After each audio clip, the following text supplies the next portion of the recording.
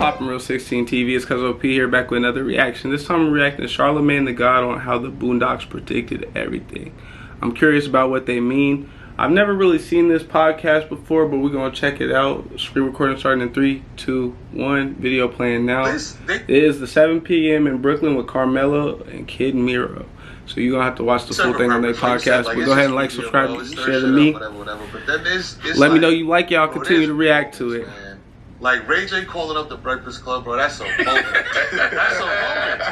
That's a cultural. I like their setup though. Oh my God, it's shit like that. That's like, bro. You remember where you was at? You was in the car, like, yo, hold the fuck, what is going on here? Like, you know what I mean? So like, to me, that's what solidifies somebody as like, all right, bro. They saw the opportunity and they seized it. You know what I'm saying? Stuff like that, you can't even script. Like that's what I'm saying. But like being aware as a media personality, as you know, doing what you do, having respecting your craft to use the phrase, knowing the opportunity is there. Let me get you can't script it. Nah, you but can't when it's running by you, being able to catch it and make it into something. But we didn't even know what that was back then. I ain't gonna lie, this beginning went somewhere that I think they should clip this a little different. Like, now that's routine in the game, right? Like you can be happy. Yeah. In your head, you didn't think like, yo, this is gonna go crazy. Not back then. You ain't think viral. Like, nah, what was viral? Not even viral, like numbers wise, but like, yo, people gonna be talking about this. When I go to get my shape up. So like back in the day, what he's saying is clout wasn't really a thing as much. I'm just kind of paraphrasing and picking up on what I see. But clout wasn't as much. It was a thing, but it wasn't as much of a thing due to social media not existing and stuff like that. But back in the day, the version of clout was barbershop talk or like man talk when y'all finally around each other and it'd be like, man, did you hear that first one, blah blah blah, and y'all have the moment for men to like, or whoever, to, you know what I'm saying, fellowship and talk about what the biggest news was. So back then that was the version of clout, what people wanted to talk about near the water cooler. Yeah, absolutely. Yeah, you gonna hear it in the barbershop, but I didn't think that it would be like a worldwide, international, viral phenomenon that is all in songs and everything else. You got an indoor pool and an outdoor pool. Yeah, I'm gonna get a shape up. I'm getting no damn shape up. Come on, I didn't do the ball. He got the fresh ball. I didn't do it, but I didn't do it today. But yeah, you don't know that back then. Back then, you just doing good radio. You know, your man want to call. That's what it was. Ray J like, I need to call in right now. Okay. He did. My man Billy hit us up like, yo, Ray J want to call in. I didn't know what Ray J was gonna be on. So he basically explaining how journalism integrity used to go back in the day. It was more like, I'm just getting the hot scoop. You know what I'm saying? It's less about, will this get me a bunch of views? I know I'll get a bunch of views from this. Like, our mindset's more geared to like how much the content is worth these days and less about the content. You know, back in the day, being a journalist was like almost considered honorable. You know what I'm saying? You go out of your way to figure out what the truth is. You ever watch that show Lupin?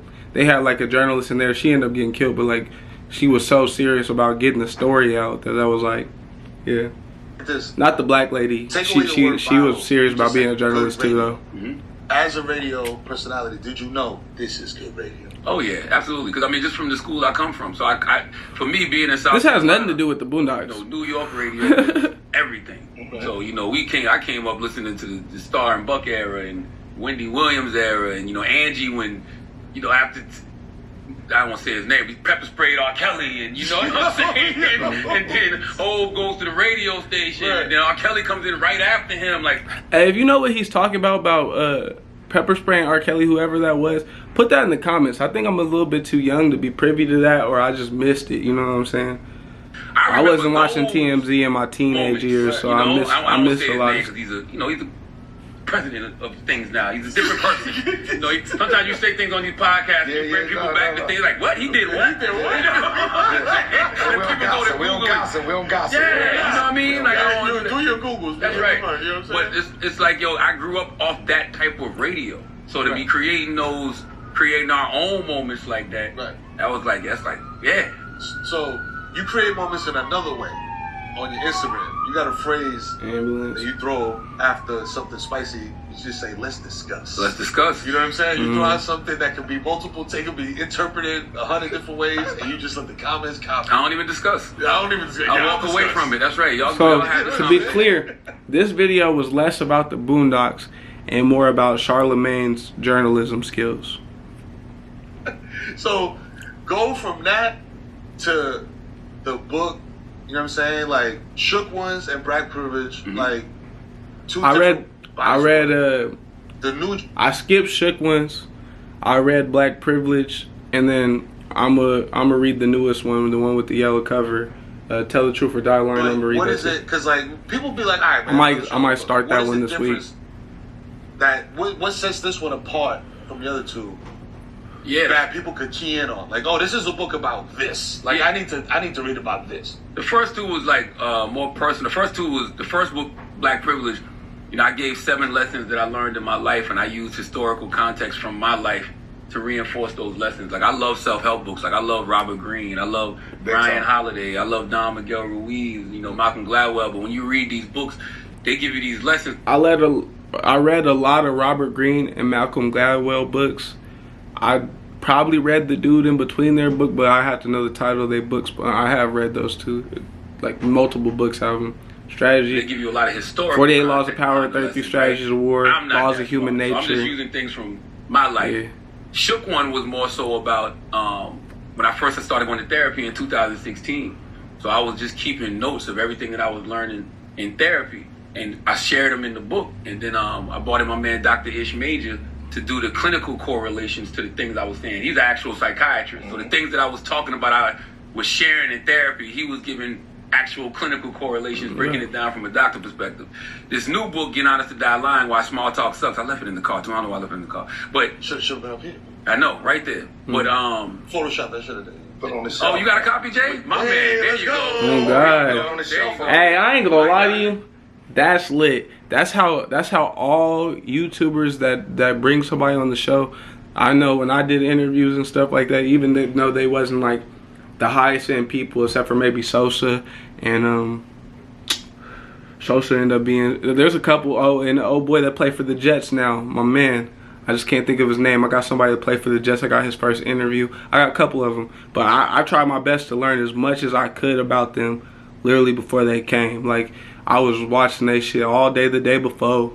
And then, I ain't gonna lie to you, I did my shit just like my homework. I did my best homework when I studied an hour before I had to do the shit. In every class, before class started, I'm studying what's supposed to go in this class, so I know what the fuck I'm talking about. I'm cheating the system. I'm lazy. You know what I'm saying? I procrastinate, but it seems like I'm good at studying. I'm really just doing shit late.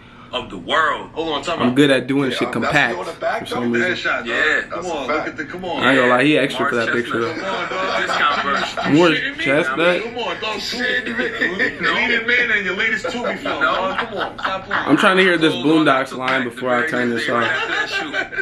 But it's just observations of the world. Like, I mean, they're talking about politics. I'm talking about, you know, just how we are as a people in society. I got my man Aaron Magruder in here because, you know, he's a real good creative partner of mine. Oh, man. Legend. Bro. Me and him create a lot of stuff together. He was executive producer on my last talk show.